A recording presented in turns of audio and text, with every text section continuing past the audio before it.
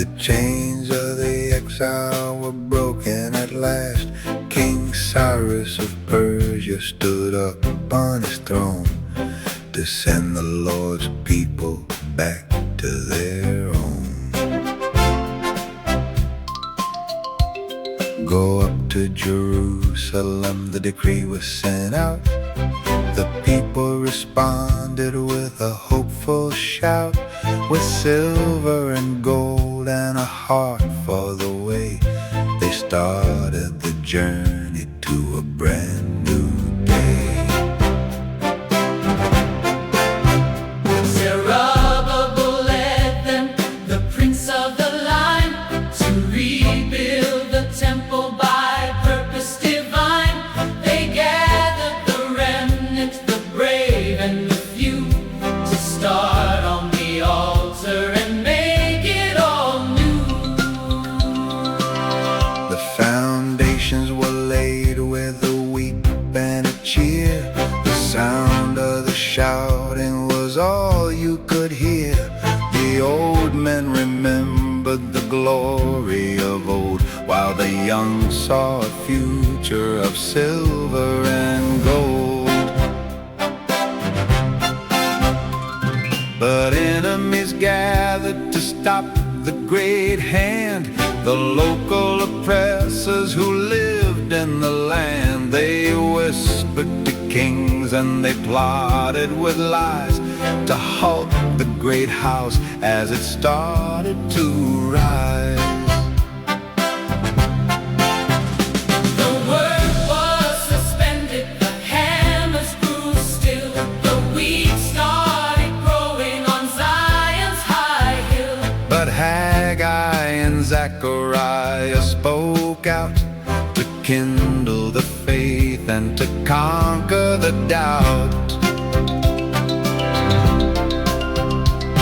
The elders took courage and picked up the stone, for the eye of the Father was on them alone. King Darius searched through the scrolls of the past and found the decree that was destined to last.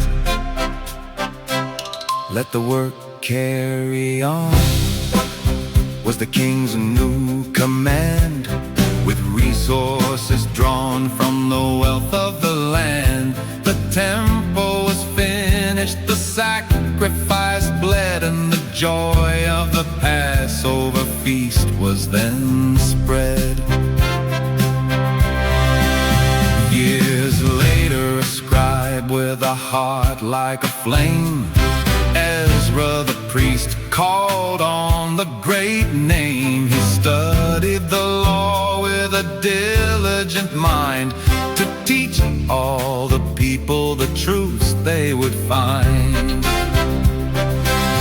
King Artaxerxes gave Ezra his hand to carry the treasures back to the land. Whatever is needed for the house of your God shall be given to you on the path that you trod.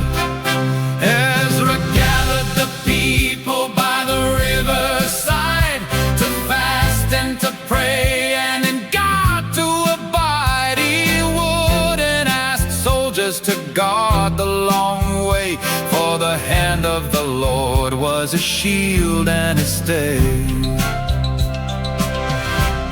They carried the vessels of silver and white, traveling safely through the dark of the night. They reached the holy city, the mountains of blue, and offered their gifts as the faithful and true. But Ezra was told of a sorrowful thing that shook the white soul of the priest and the king. The people had mingled with nations around, and the holy seed now on dark soil was found. He fell on his knees and he tore at his clothes, weeping for sins that the Holy One knows. Oh God, I'm ashamed to lift up my face, for we have forsaken forsaken your mercy and grace.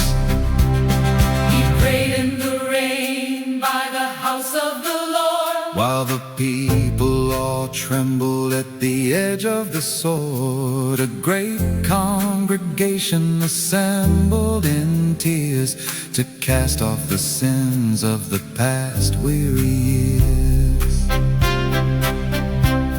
We have been unfaithful, the leaders did cry, but there is still hope for us. under the sky. Let us make a covenant holy and deep.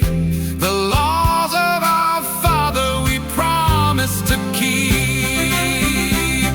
The names were recorded, the families were told to separate from the idols of old.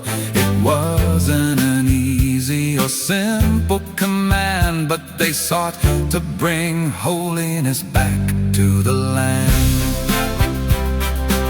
Ezra the scribe Stood on a pulpit of wood, explaining the word, so it was understood. From morning till noon he read out the law, and the people all bowed at the wonders they saw. He told them the joy of the Lord is your strength, through the breadth of the city and all of its length.